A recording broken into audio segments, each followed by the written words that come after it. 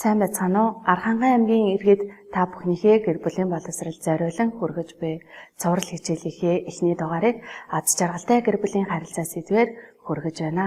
Хүн бүрт аз жаргалтай амьдрах эрх бий. Аз жаргал нь замгүй зам, зориггүй зориг юм.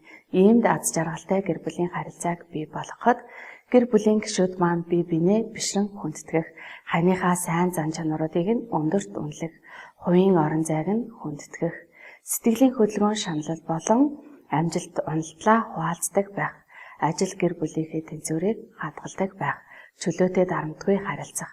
Онцлоод хэлэх юм бол сэтгэлийнхээ амар тайван байдлыг хадгалж тэнцвэртэй байлгаснаар аз жаргалтай гэр бүлийн харилцааг бий болгож чадна. Чингис хаан маань зүрх сэтгэлд амар амгалан тогтвол дайин дэлхийд амар амгалан тогтно гэж хэлсэн байдаг. Иймээс амар амгалангийн төлөө хизээж битгий шантраарай.